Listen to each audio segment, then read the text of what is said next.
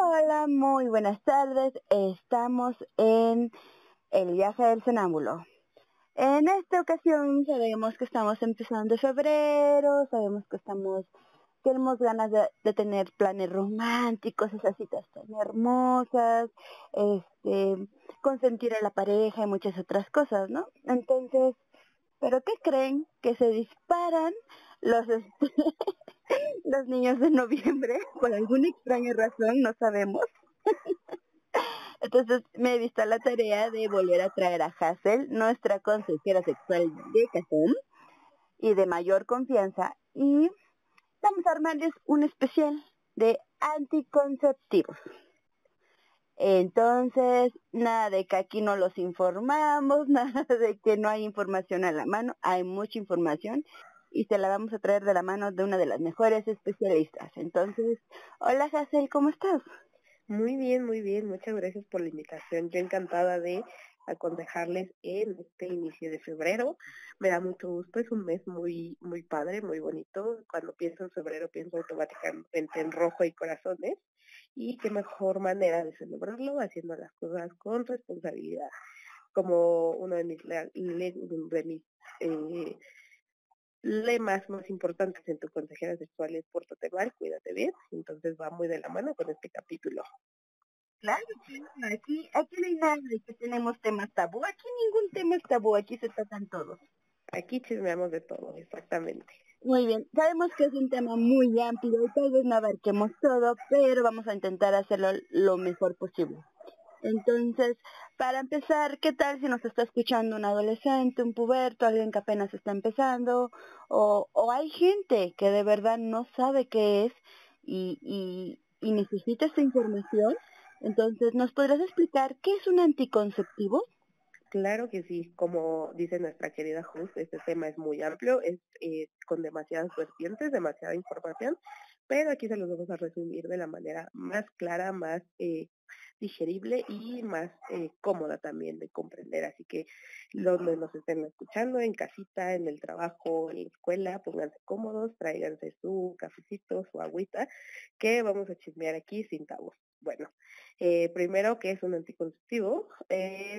Hay muchísimas formas de llamarlo, desde anticonceptivos, métodos de control de la fertilidad, métodos antifecundativos, contraceptivos, hay mil formas de llamarlo, pero al final, en cualquier forma, el objetivo es el mismo, es cualquier método o forma de impedir un embarazo. Todos funcionan de diferentes maneras en sus presentaciones, tienen mil formas, mil tamaños, sabores, pero al final el objetivo es el mismo, que es impedir un embarazo durante una relación sexual entre una persona con útero y una persona con pene. Muy bien. ¿Cuál sería la diferencia entre los anticonceptivos que se colocan en el cuerpo por medio de un procedimiento médico y los que puede adquirir en una farmacia? Pues mira, a mí me gusta clasificar los métodos antifecundativos de diferentes maneras. Tenemos métodos de barrera y métodos hormonales. Entonces, dentro de los métodos de barrera son los más accesibles, ya que estos incluyen los condones internos y externos. A su vez, los diafragmas, que aquí en México no se utilizan con mucha frecuencia, pero saber que también existen y saber que es una opción, que es un método de barrera y sin hormonas. Y también aquí entran los famosos espermicidas, ¿vale? Entonces, esos serían los métodos de barrera, como su nombre lo dice, hacen una barrera entre el esperma y el útero para que no se pueda dar un embarazo. Esa es la primera clasificación. También tenemos los métodos hormonales.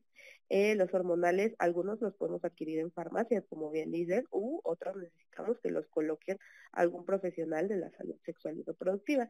Vamos a empezar un poquito con los de farmacia y los que podemos adquirir en estos establecimientos o si bien también con personas de confianza. Hay veces que también tenemos promotores de la salud o incluso nuestros dealers de anticonceptivos. Estos pueden ser las pastillas, los parches, los inyectables. ¿Estos cómo actúan y cuál es su mecanismo de acción principal? Bueno, estos le van a decir al ovario, en personas con útero, le van a decir, ¿sabes qué? No saques óvulo porque algo está sucediendo aquí químicamente. Entonces, recordemos que nuestras clases de biología, con nula educación sexual que teníamos, pero lo que nos explicaban o lo que podemos recordar es que Para que ocurra un embarazo necesitamos dos células principales, que es el esperma y el óvulo. Entonces, si estos métodos anticonceptivos le dicen al o el ovario, no saques óvulo, pues lógicamente pues no va a poder ocurrir un embarazo, ¿no? De esta manera, en palabras muy coloquiales, funcionan los anticonceptivos hormonales.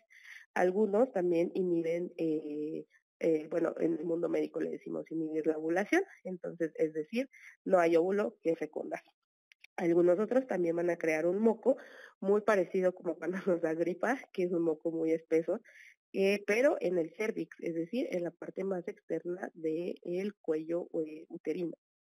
Van a poner como una tipo capita protectora que va a impedir que los espermas puedan subir. Eso es básicamente, en palabras muy sencillas y muy coloquiales, cómo funcionan los anticonceptivos hormonales, ¿vale?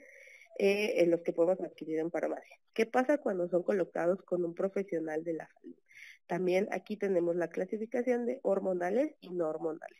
¿Cuáles son los hormonales? Los sistemas intrauterinos, es decir, los famosísimos DIUs, pero hay una peculiaridad con los SIUs.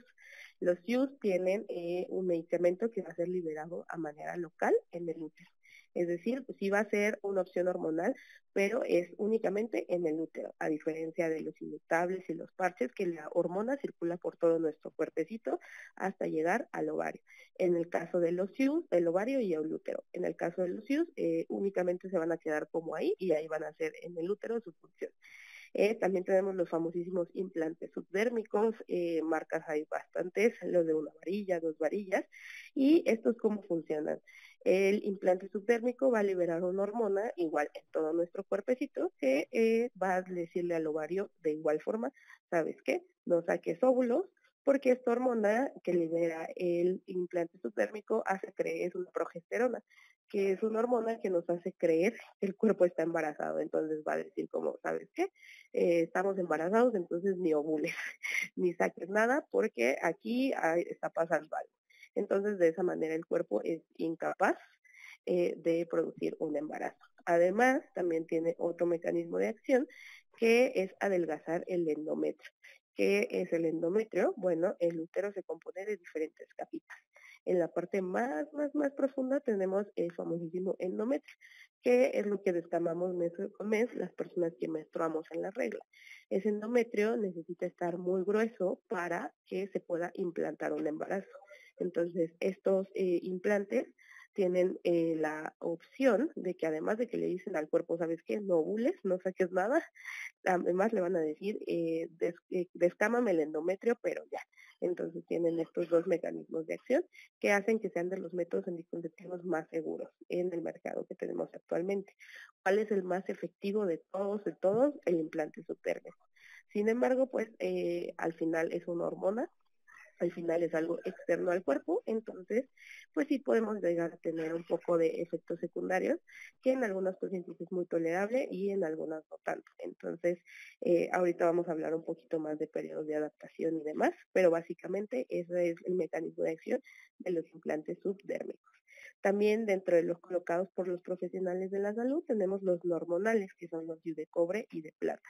Estos DIUs que van a hacer, pues bueno, se colocan adentro del útero y van a liberar en su material, tienen, como su nombre lo dice, cobre y plata, y estos mismos liberan iones de cobre, lo que hace que el esperma no pueda sobrevivir dentro del útero, por lo tanto no pueda fecundar el ovario.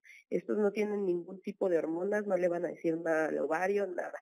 Únicamente funcionan de esa manera, siendo como un mataespermas, por así decirlo, para que no se llegue a dar un embarazo, ¿vale? Entonces, estas son las principales diferencias entre estos métodos anticonceptivos y cuáles son los más recomendables a nivel general. Obviamente no es una recomendación para todas y todos, pero los preferidos por nosotros los profesionales de salud sexual, pues son los anticonceptivos de larga duración, como los implantes subdérmicos y dispositivos intrauterinos, ya sea con hormonas o sin hormonas. Oh, ok. Y por ejemplo, el implante y el DIU, ¿cada cuánto debo de cambiármelos? Por ejemplo, en el caso del implante subdérmico tenemos diferentes marcas. Hay marcas que tienen una duración de 3 años y hay otras que tienen una duración de 5 años. depende de cuál te coloques.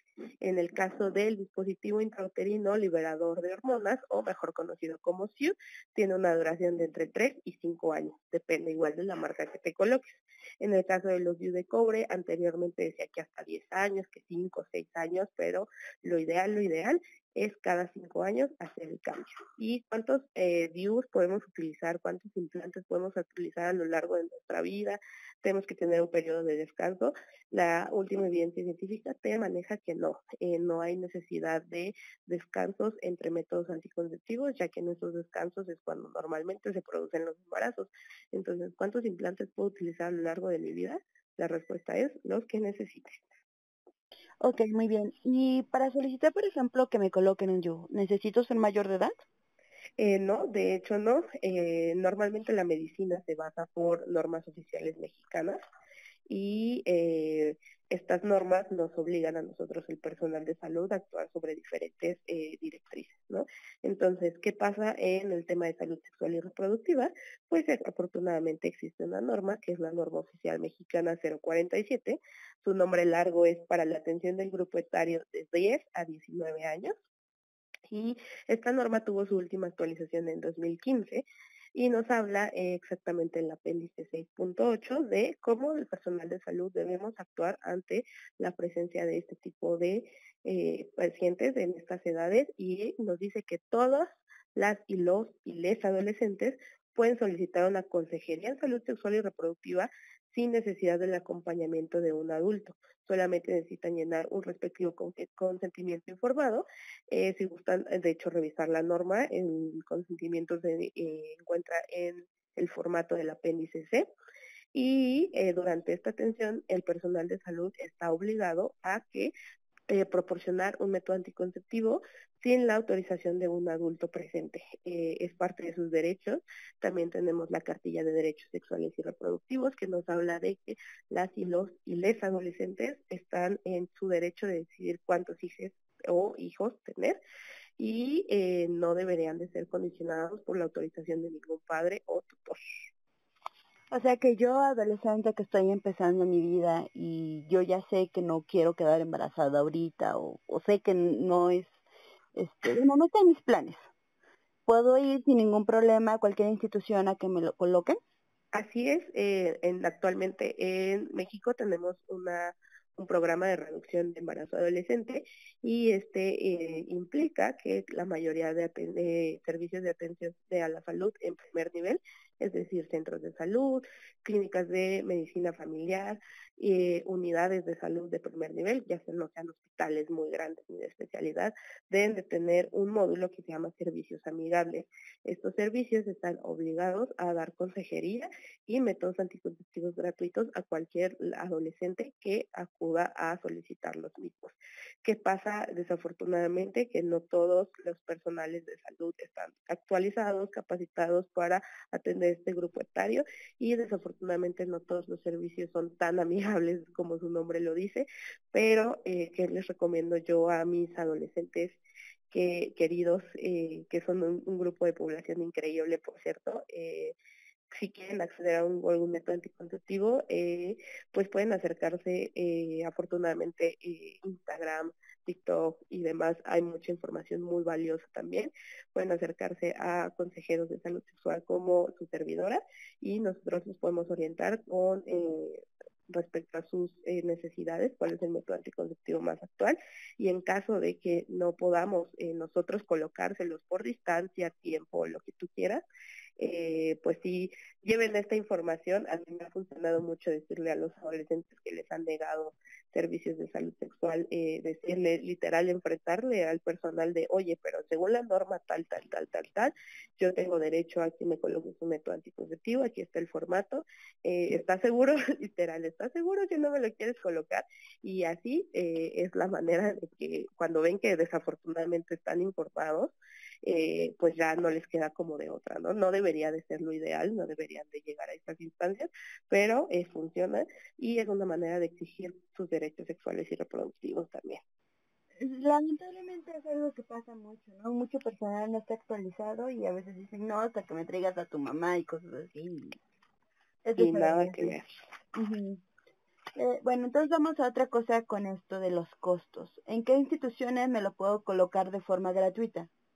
En realidad, y no solamente para las y los adolescentes, en realidad para cualquier mujer o persona con útero que esté en edad reproductiva, los servicios de anticoncepción deberían de ser gratuitos y deberían de ser garantizados por los servicios de salud de nuestros estados.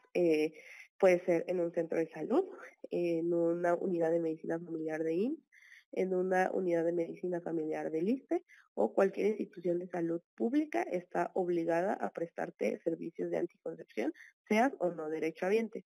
Cada institución tiene sus requisitos, pero en realidad el servicio de anticoncepción debería de ser gratuito a nivel pues de todas y todos. Muy bien.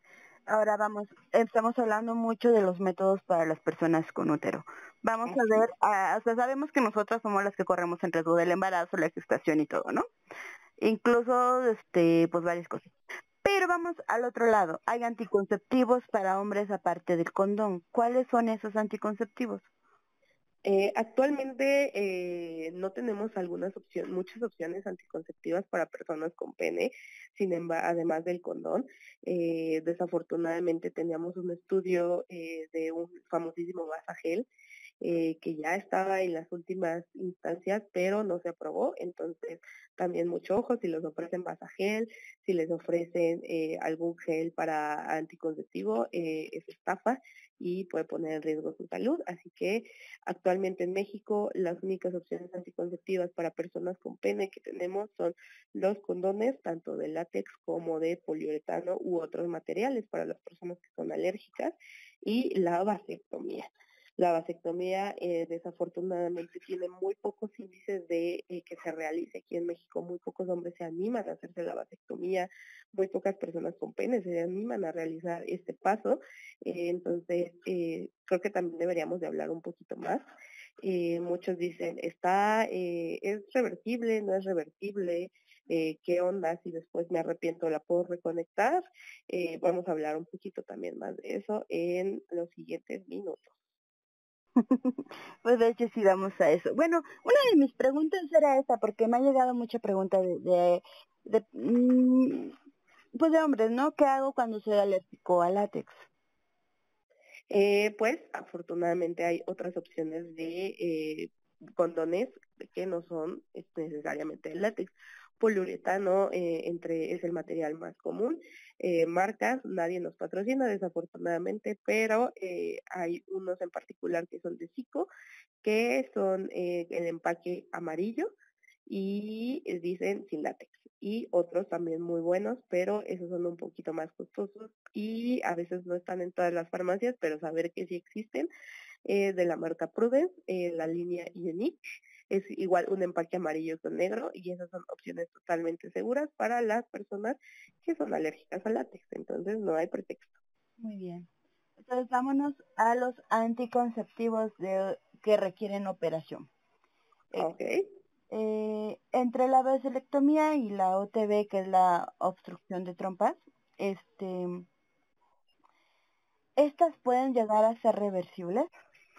La respuesta simple es sí, sin embargo hay que tomar en cuenta diferentes factores. En el caso de la OTB, que es la obstrucción tubárica bilateral, también hay otra técnica que se llama la famosísima salpingo, pues sí tiene tasas de éxito de reconexión dentro de los primeros 3 años. Sin embargo, esta tasa de éxito para lograr un embarazo es del 10 al 50%, y esto depende de muchos factores. El principal es cómo es que hicieron la técnica quirúrgica, si ligaron totalmente la trompa, si solamente la cortaron, si cortaron y cauterizaron, y también depende mucho de la cicatrización de cada cuerpo. Si hay mucho tejido cicatrizal, si hay como mucha, en el mundo médico le llamamos adherencias, pues es un poco más complicado y se disminuyen las posibilidades. Sin embargo, si te hiciste la OTB y ya reconsideraste volver a tener hijos, pues también hay opciones de tratamientos de fertilidad. Eso no te hace una mala candidata. De hecho, si tú quisieras y está dentro de tus posibilidades, puedes acceder a un servicio de fertilización in vitro. Desafortunadamente estos son muy caros y se limitan únicamente al servicio privado, pero pues sí, estas son las opciones después de una OTB, si es que deseas volver a tener hijes. En el caso de la vasectomía, el procedimiento que se realiza es la vasectomía. También un poco complejo el nombre, pero esta consiste en reconectar los conductos deferentes. Aquí, ¿qué sucede? Durante los primeros 3 años, la tasa de efectividad, pues sí es un poco más alta, llega a ser del 30 al 90%. O sea que la vasectomía sí puede llegar a ser reversible, pero influyen factores de diferentes tipos. En el caso de la edad de la persona con pene, la calidad del esperma y también la cicatrización. Entonces, sí puede llegar a ser reversible, pero de cierta forma es un poco más una moneda al aire. Puede que seas una persona joven, que tenga un buen estado de salud, pero a lo mejor tu cicatrización no fue la mejor y ya es un poquito más complicado hacer el procedimiento y la calidad del esperma pues va a disminuir notablemente. Bueno, lamentablemente hemos visto muchas personas que se realizan la vasectomía y mucho tiempo después aparece un bebé. Entonces, ¿es posible regenerarte naturalmente? Como tal, regenerar naturalmente no. Lo que sucede normalmente en las tasas de efectividad de la vasectomía es que necesitamos estar 100% seguros de que el esperma, el semen no contendrá esperma.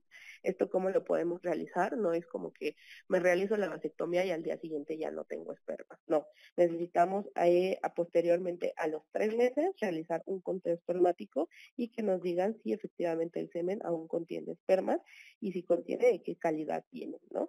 Y además necesitamos tener cierto número de eyaculaciones, me parece que son más de 30 o de 30 a 35 post procedimiento para asegurarnos que ningún esperma haya quedado por ahí atrapado en el conducto.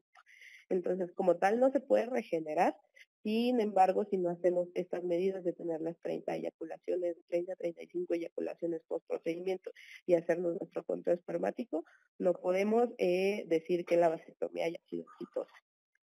Ok, pero estamos hablando ya de que, por ejemplo, 17 años, 16 años de diferencia Es entre el muy procedimiento y el siguiente embarazo, porque, bueno, me han llegado historias de mi esposo, se operó hace varios años y yo resulté embarazada, obviamente no lo engañé, pero pues, él me dijo hasta de lo que me va a morir, ¿no? Entonces son diferentes cosas de que mucha gente no entiende que la operación puede que no sea totalmente efectiva como lo estás diciendo ahorita, ¿no? Que si no tienes tu seguimiento adecuado, pues tampoco puedes decir qué onda, ¿no?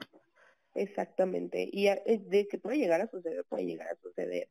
Sabemos que hay casos médicos bastante extraños y puede que incluso en esa persona tenga una regeneración muy rápida o que haya habido algún fallo en la técnica quirúrgica. Recordemos que los profesionales de la salud no somos perfectos y desafortunadamente pues tenemos errores médicos, entonces también pudo haber sido algún caso de falla en la técnica quirúrgica, muchos factores que pueden ser también hasta ciertos puntos bizarros, porque dices, ¿cómo sucedió?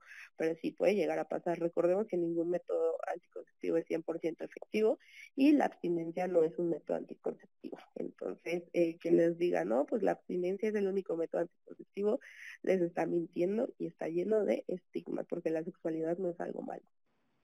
No, ustedes disfrútenla, solo cuídense ya. Y cuídense porque, pues, Exactamente. o sea, hay de todo, desde embarazos hasta enfermedades. Cuídense.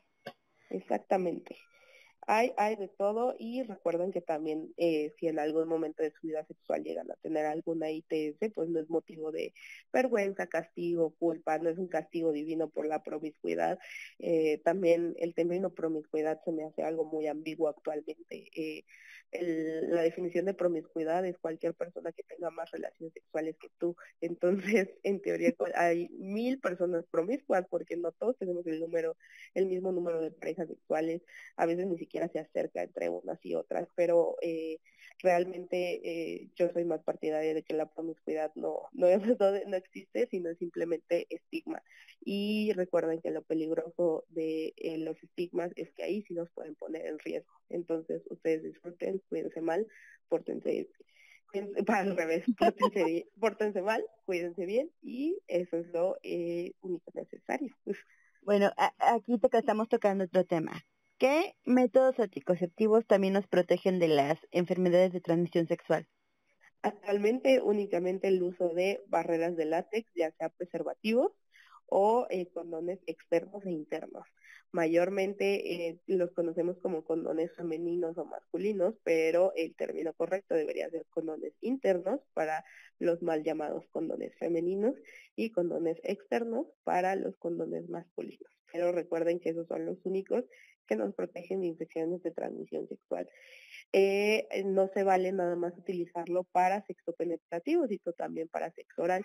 Por ejemplo, en el caso de dar y recibir sexo oral, yo que les recomiendo con unas tijeritas partir un condón en la parte de arriba y se va a hacer un tipo cuadrado.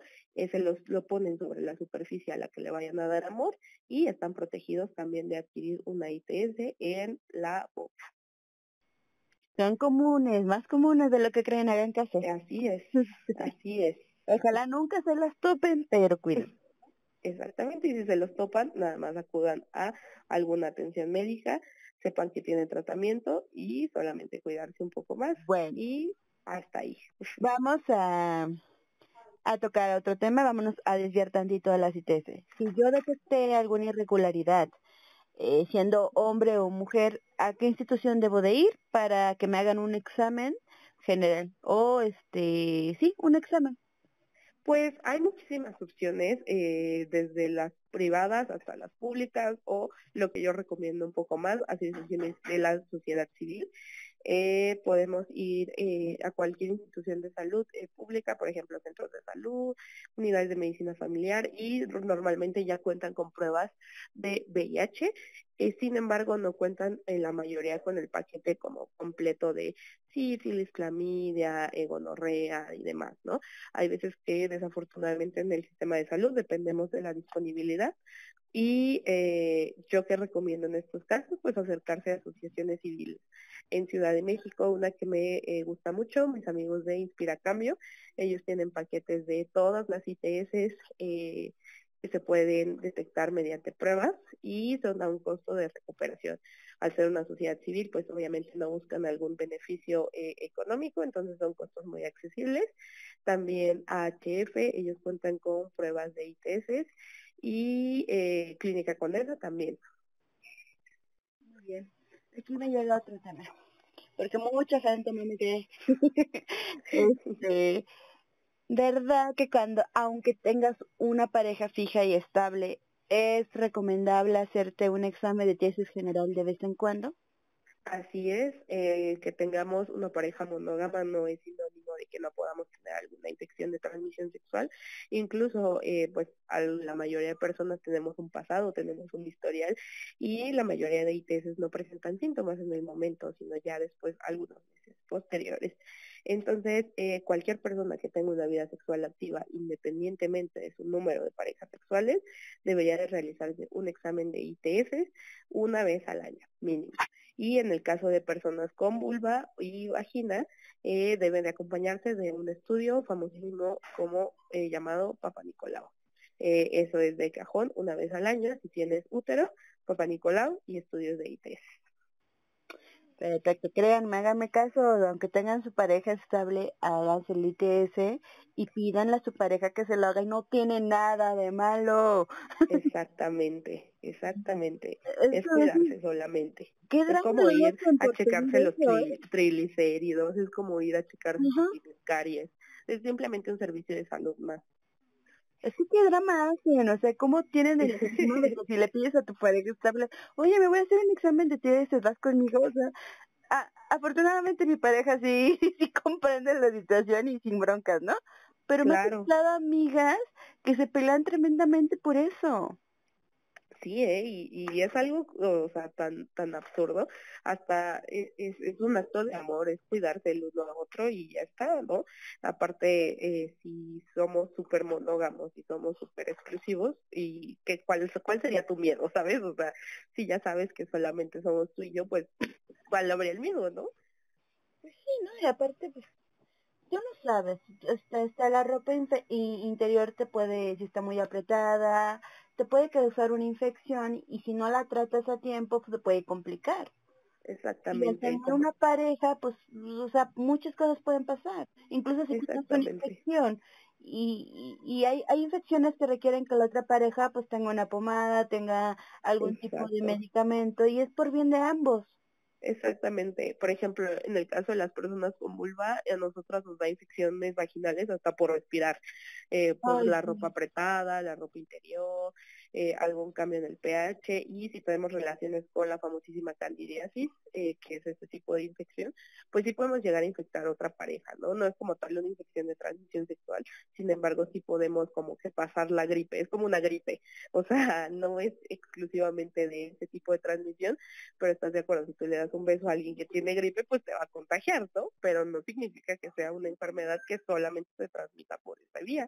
Entonces, sí puede llegar a suceder y es normal. Yo lo que les digo es, todos nos enfermamos, todos nos enfermamos y es como si nos diera pena o vergüenza tener gripe. Pues me enfermé de gripe y ya, ¿no? Lo mismo con las ITS, o sea, me cuidé, tuve todas mis precauciones, pero me dio alguna ITS, pues no pasa nada, ¿no? O sea, siempre y cuando tenga tratamiento y la tratemos de manera adecuada y seamos No, y responsables, aparte si no pasa tienen nada. molestar, hinchazón, o simplemente les pica, vayan al médico, no pasa nada. Exactamente, exactamente.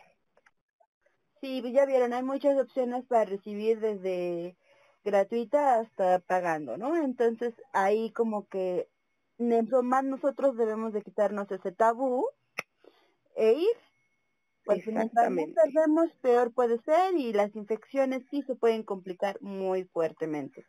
Así es, mi querida Luz. Pues muy bien, vámonos a otro tema, ya que estamos con los médicos.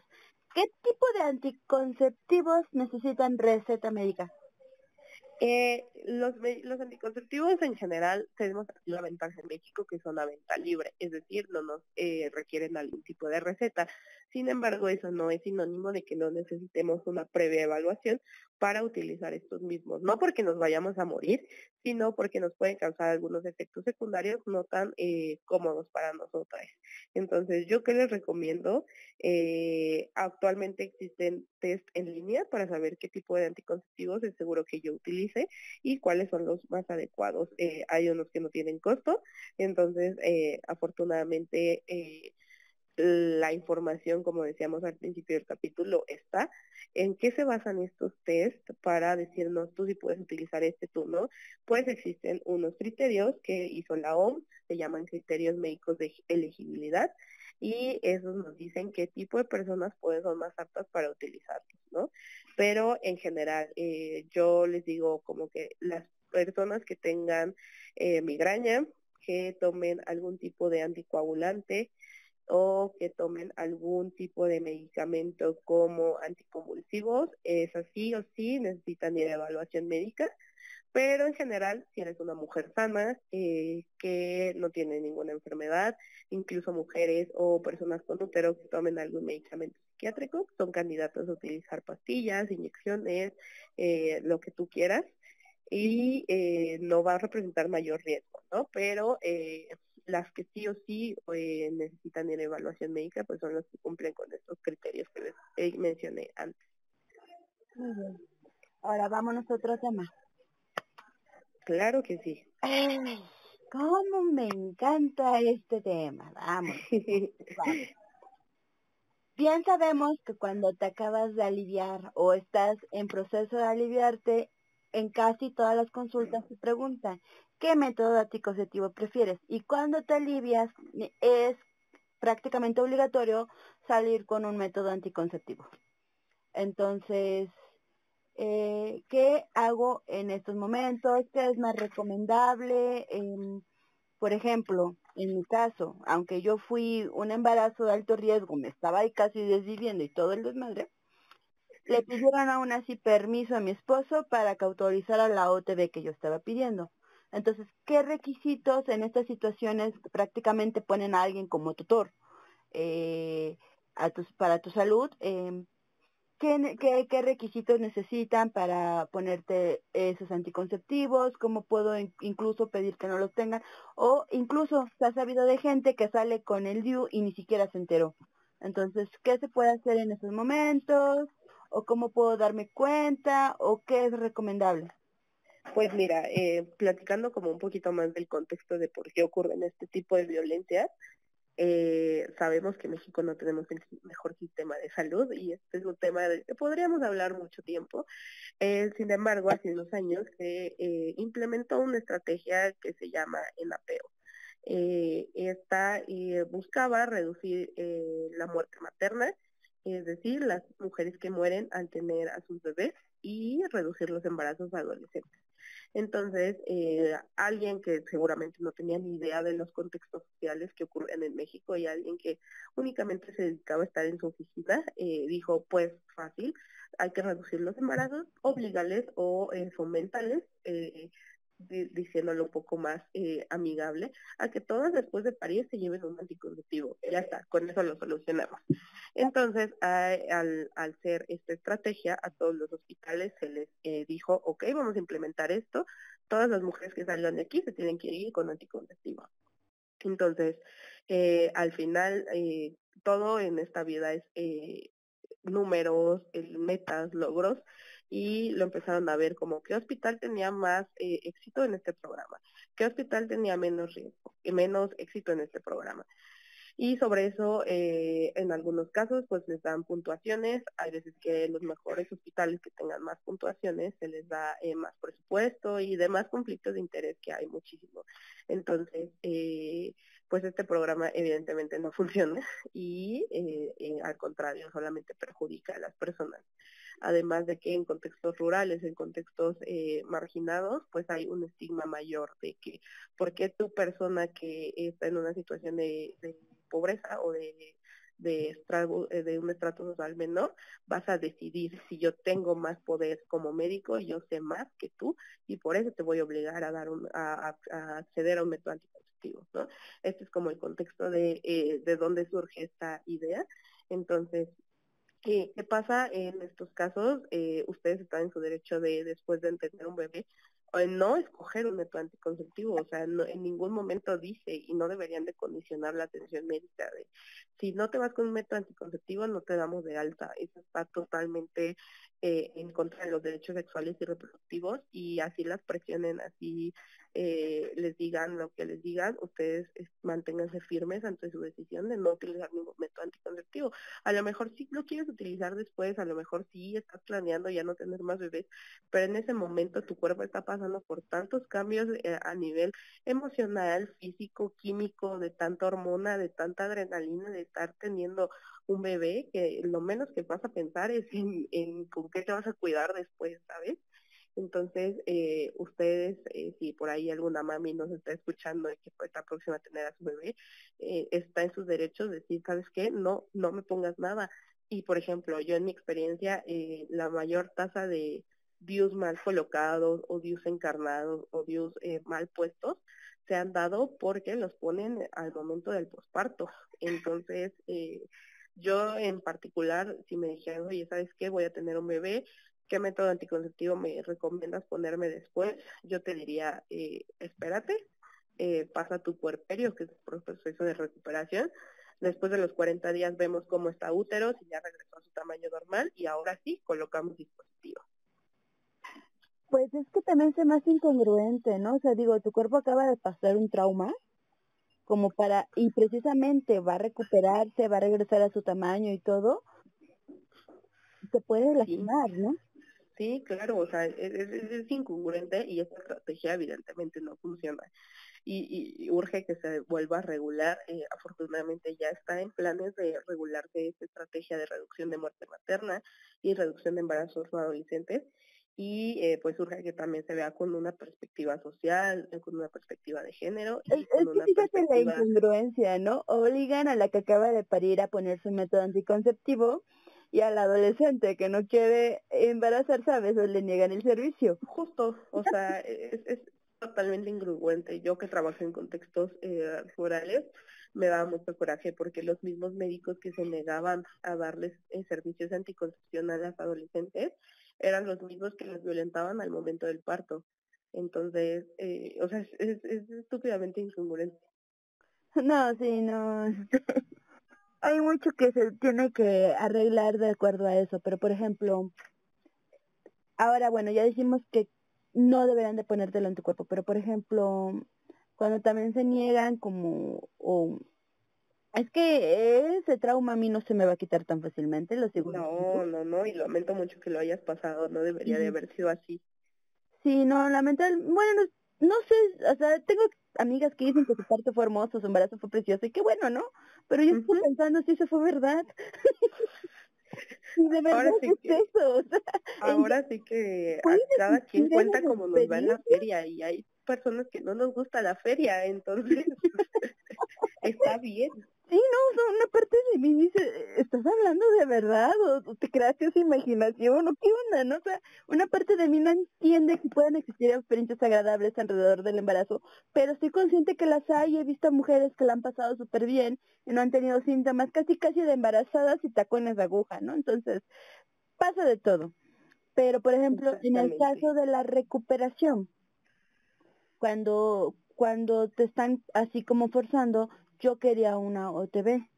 Y porque sí, la estaba pasando tan mal que dije, yo no quiero volver a pasar por esto, o sea, no sé si mi cabeza lo aguante.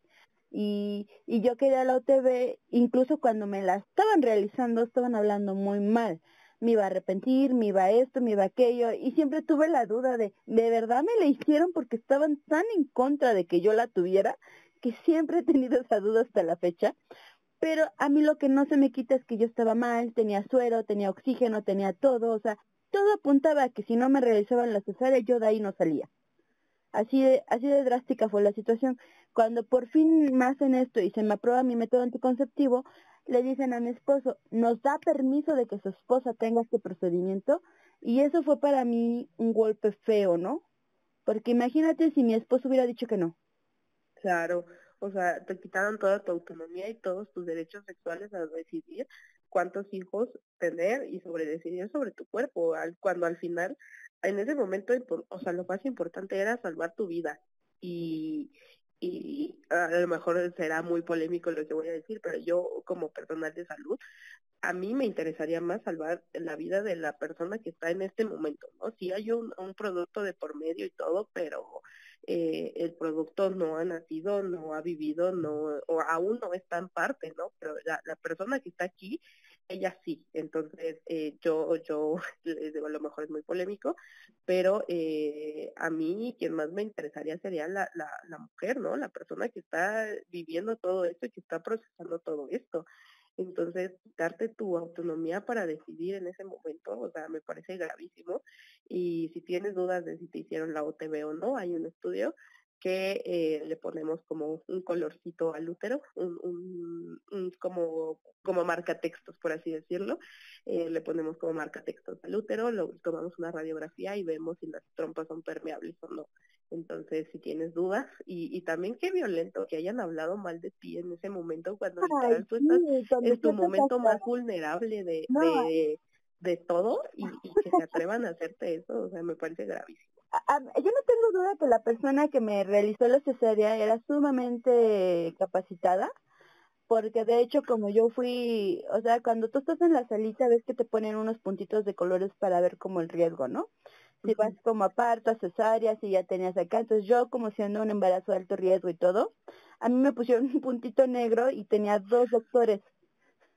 O sea, yo tenía una doctora que llegó luego, pero cuando ya llegó mi archivo médico, llegó todo, me clasificaron un puntito negro y llegó un doctor ya listísimo para realizar una operación, pero se estaban esperando a ver qué onda con mi cuerpo, cómo iba mi dilatación y todo, ¿no? Entonces, cuando me empecé a empeorar y empeorar y empeorar, dijeron, llévate a la cesárea porque el bebé tiene taquicardia. Y ya con eso, con la taquicardia, me autorizaron la cesárea. Entonces, me acuerdo de todo esto porque pues yo no me dormí, o sea, una parte de mí, aunque estaba todo, y decía, tengo que asegurarme que ese bebé que me van a dar más en rato sea el mismo. Claro, O sea, una parte de mí no podía dormir y yo me acuerdo que cuando ya se llevan al bebé y todo, ellos ya estaban realizando la OTB y estaban diciendo todo eso y así de, o sea, qué mala onda. ay, no, O no, sea, qué groseros podrás. están viendo cómo me puse y todavía hacen esos comentarios tan feos. Sí, desafortunadamente el personal de salud a veces es muy feo y tienen mucho, desde la formación te implican mucho de que te endiosan demasiado, o sea, Sí, no.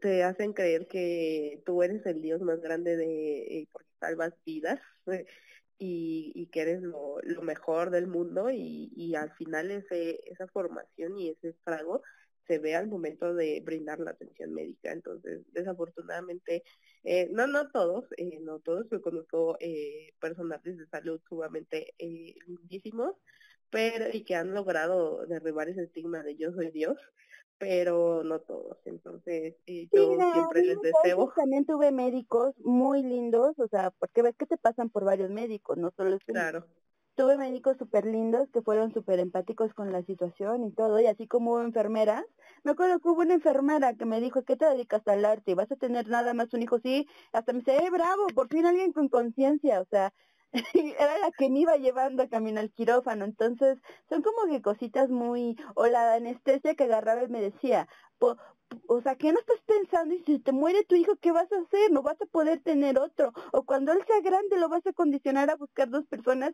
Y era la de anestesia, o sea, yo así de, ¿qué onda? ay, no, sí, son tremendos y también se ven en su momento de brindar servicios de anticoncepción, o sea, yo me he topado con historias de terror que me cuentan algunas de mis usuarias, de que me negó el método anticonceptivo y me dijo que mejor me fuera a limpiar a mi casa, que estaba muy chiquita, o me negó el método anticonceptivo y me dijo que era una promiscua por ser adolescente y buscar un método anticonceptivo, ¿no? Entonces, desafortunadamente También hay un todo, ¿no? Tu opinión. ay, sí, o sea, tú estás para brindar un servicio de salud, tus estigmas y tus ideas, o sea, déjalas a otro lado, o sea, o dedícate a otra cosa, ¿no? Hubiera sido psicólogo. Sí, o sea, sí, o si tanto tú dices que todo lo que tú opinas está bien, pues sé papa o sé alguien de iglesia, ¿no? O sea, ¿qué haces aquí? No, pues es que pasan muchas cosas, ¿no? Pero Ay, sí. aquí yo quiero tocar este tema. Por ejemplo, ¿qué necesito si yo quiero colocarme la OTB siendo mujer, ¿no? O sea, que si yo llego a un centro de salud, a un seguro, y yo digo, ¿sabe qué? Quiero hacerme la OTB. Yo recuerdo que a mí me decían que tenía que ser mayor de 30 años si era soltera y sin hijos. Y si estaba casada y era menor de 30 años, necesitaba mínimo haber tenido un hijo y el permiso de mi esposo. ¿Es eso cierto?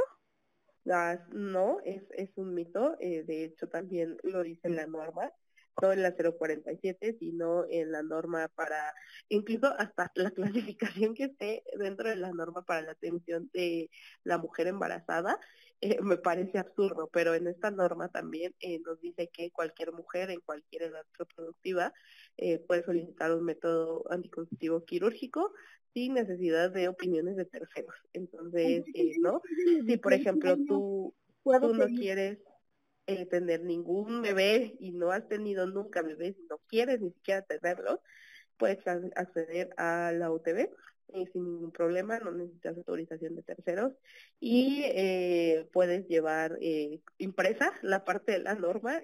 Yo tuve un acompañamiento a una persona que justo tuvo que hacer eso y imprimió la parte de la norma, la subrayó y le dijo, ¿estás seguro de que no quieres hacerme la UTB aunque la norma tal dice esto? Y así la canalizaron rapidísimo a hacerse el servicio. Ay, pues, o sea, ¿qué necesidad hay de amenazarme? Exactamente, o sea, es lo que les decía hace ratito, o sea, ¿por qué tenemos que llegar a exigir de esa manera nuestros derechos Entonces, cuando es un derecho? O sea, entonces yo casada, si yo quisiera realizarme la OTB, puedo ir y no necesito ningún permiso de así mi es. esposo. Ninguno, o sea, lo que necesitas es ganas de ir y ya, o sea, no, ¿por qué debería de haber la autorización de un hombre para empezar? O sea, no, es más un estrago que ha quedado de todo este sistema de opresión hacia los derechos reproductivos de las mujeres. Entonces, no, en realidad no necesitas el permiso de tu esposo, si te lo piden, diles justo la parte de esta norma y si se ponen muy violentos, ya saben, imprímala, subrayenla y con eso será más que suficiente. Ok. ¿Cómo podemos tener acceso a estas normas? Son de dominio público incluso. O sea, Tú yo puedes las googleo y aparecen. Así es, si quieres para ir no tanto tecnicismo, ponle norma oficial mexicana para la atención de la persona embarazada y ahí ya te va a aparecer perfectamente y ahí es un documento larguísimo, eso sí tiene de que 1000 apéndices, pero con el buscador busca así de que OTB o procedimiento permanente y ya te va a ir directo y en esos apéndices vienen. Y por ejemplo, en el caso de la norma para los adolescentes, es la norma oficial mexicana para la atención del grupo de 10 a 19 años. Muy bien. Y por ejemplo, en el caso de las embarazadas que ya están dando a luz, que necesitan que alguien dé el consentimiento, si hay una incongruencia, o sea, si hay una incongruencia, ¿cómo le hacen, no? Si por ejemplo, si yo pidiera la OTB y mi mamá que está a cargo o mi esposo dicen que no, ¿qué procede? ¿A quién le hacen caso? Como tal, a quien deberían de hacerle caso es a la persona que están atendiendo, o sea, en este caso a la embarazada. Si está en un estado de salud consciente, o sea, si tiene la capacidad de decidir, esa es la autorización que debería de tener más peso. En el caso de que sea una persona que está inconsciente, que está, por ejemplo, sufriendo alguna convulsión o que corre en peligro su vida, desafortunadamente ahí sí pesa un poco más la autorización del familiar a cargo. Muy bien. Entonces, es ahí. Y aunque tenga la incongruencia, si por ejemplo, si, no sé, yo mamá ya estoy pasando este trauma, y me dijera, tu esposo no quiere autorizarla, ¿yo qué debo de hacer en ese momento?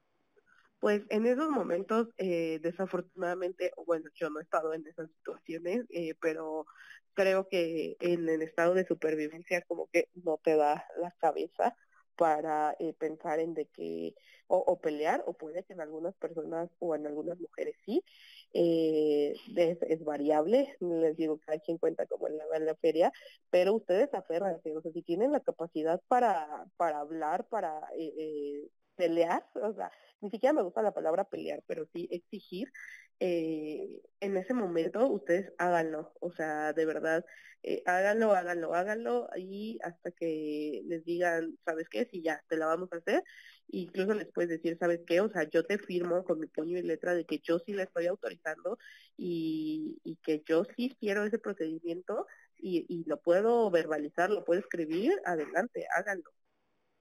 Muy bien. Entonces, esa es la situación que pasa. O sea, Así es. ya ves, incluso teniendo ya un embarazo, nadie se salva del tema de los anticonceptivos.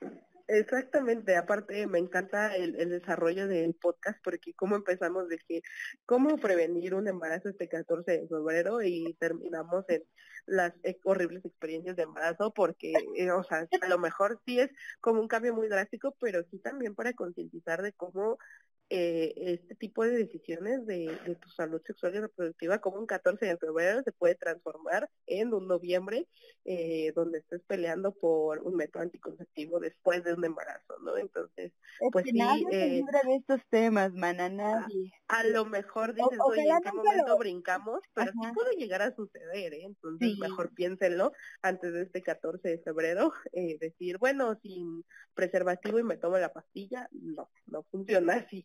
Puede llegar a suceder que tu Oye, pastilla termine qué en la bueno sala que me de dices lo de cesárea. la pastilla. Vámonos con eso. Porque me ha tocado ver a personas que se la toman como si fuera un método anticonceptivo regular. Cada que tienen relaciones se toman las pastillas en forma, ¿no? ¿Es eso sano? Justo, como su nombre lo dice, pastillas anticonceptivas de emergencia. Debería de utilizarse de la manera correcta, sí. Sin embargo, también ha habido también un poco de estigma en este tema de solamente deberías de utilizar 2 al año o solamente deberías de utilizar una o después se pierde la efectividad. También hay muchos mitos. La realidad es que ¿cuántas veces puedes utilizar la pastilla anticonceptiva de emergencia?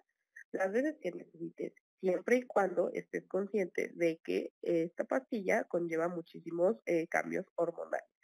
desde un descontrol en tu ciclo hasta incluso se ha llegado a ver ovario poliquístico después de la toma repetida de estas, ¿no? Yo les digo, bueno, si cada que tienes relaciones te tomas una pastilla anticonceptiva de emergencia, ¿por qué no mejor la cambiemos a una pastilla de toma diaria, ¿no? Al final es lo mismo, son las mismas hormonas en diferente carga, obviamente, pero vas a tener menos efectos secundarios, es más segura para ti, es más cómoda y ya está, ¿no? Entonces, la recomendación es que las utilicen sí las veces que necesiten, pero si ya ven que es algo más recurrente, mejor migrar a un método anticonceptivo más seguro y esto incluso va a ser más cómodo para ustedes. Muy bien. Y, oye, mano, ya se nos fue la hora. Ya se nos fue, así es. Ya, así de interesante y de ameno se vuelve en estas conversaciones. Espero que a ustedes también les haya gustado. Pero pues ya ven, viene el 14, es el mes del amor, es el mes de muchas cosas. Deseamos que se la pasen rico, deseamos que se la pasen muy a gusto. Denle esa sorpresa a su pareja si es que tienen en sus planes ese tipo de celebraciones, lo cual es muy válido. Nada más cuídense, porque también en el mismo podcast ya hemos estado hablando de qué puede pasarnos, ¿no? O sea, hay gente que tiene experiencias hermosas, bellas y preciosas estando embarazada y qué bueno, qué padre, pero hay gente que no.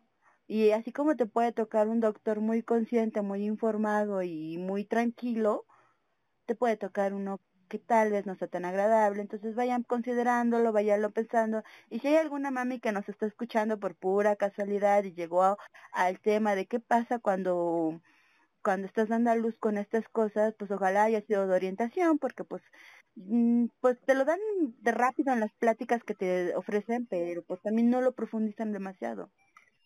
Exacto, y aparte, creo que nadie nos salvamos de estos temas y nadie deberíamos de salvarnos de estos temas, ¿no? A pesar de que digas, bueno, yo no tengo una vida sexual muy activa o no tengo vida sexual activa, bueno, pero puede que algún amigo, alguna persona cercana la tenga y tú le puedas difundir esta información.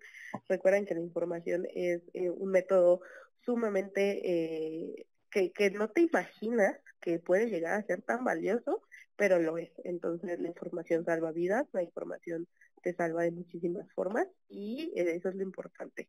Entonces, infórmense con personal capacitado, infórmense de qué les gustaría, qué no les gustaría, qué les acomodaría y lo más importante, háblenlo y hablar, aunque sea incómodo, también es necesario para derribar este tipo de estigmas que tenemos. Incluso, y pásenla bien, como decía Luz, pásenla bien este 14, tengan pareja o no, puede que tengan un amigo, una amigue por ahí, y que quieran tener estos planes también, o sea, lo más importante que ustedes quieran, que tengan el deseo, y ya, y que se cuiden. Y de ahí en fuera lo demás viene solito. Entonces recuerden siempre portarse mal, cuidarse bien, y eso es todo. Si quieren, podemos hacer una segunda parte de anticonceptivos con sus mitos, verdades, realidades, historias de terror, historias de amor también. Ay, sí, háganos el Y yo favor, encantada. mándenos sus historias y podemos hacer un buen programa de eso, con todo lo que lleva, porque pues, ay, nos ha pasado escuchar de todo y es mejor escucharlo de ustedes mismos, entonces, contarnos sus experiencias, decirnos qué onda, lo que no sabían, lo que sí sabían, si se quedaron con más dudas que respuestas, puede ser. Entonces, pues todo eso es válido aquí. Así es, así es. Y aparte, pues, para eso hicimos este podcast, ¿no? Para que todo el mundo se dé por ahí. Exactamente. Exacto, para chismear sin tabú. Ay, también. Aquí en este podcast, sobre todo, de la, ¿cómo se llama? De la televisora, creo que es el que menos tabús tiene. Sí, me imagino. Hemos hablado de todo. Y real hay pocos espacios donde se te permita hablar de estos temas, entonces. Y aparte que no censuramos las palabras, o sea, sabemos que por no censurarlas no Justo. podemos monetizar, así que lo hacemos por amor al arte, literalmente. Exactamente. Bueno, Exactamente. y también por amor a ustedes, queremos que toda esta información llegue. Ya ven, no necesitan ser mayores de edad para pedir un método anticonceptivo. Si lo desean y saben que no hay, pueden ir y pedir preservativos también de forma gratuita. Hay muchas formas de conseguirlos y de la forma y bien legalmente de forma gratuita, y se pueden siempre cuidar o siempre pueden estar preparados, o sea, uno nunca sabe dónde va a terminar la noche. Exactamente, yo lo que les recomiendo a todos mis consultantes, así sea que vas a la escuela, por un café, lo que tú quieras, siempre en tu kit deberías de llevar un gel antibacterial, unos preservativos, un lubricante, dinero en efectivo y en una bolsita pequeña porque nunca sabes lo que puede llegar a suceder. Sí, estoy Kit de totalmente de supervivencia básico. tip. Llévenlos así como llevamos el gel antibacterial igualito. Exactamente, No tiene nada de malo, si a alguien se le cae su bolsa y los ve, no tiene nada de malo, todo es normal. exactamente. Y pues les decíamos, pueden poner, o sea, no les ponemos tareas, sabemos que la van a hacer. Y les decíamos una bonita noche, pásela chido y nos vemos. Gracias. Cuídense mucho, pórtense mal, cuídense bien. Bye. Bye.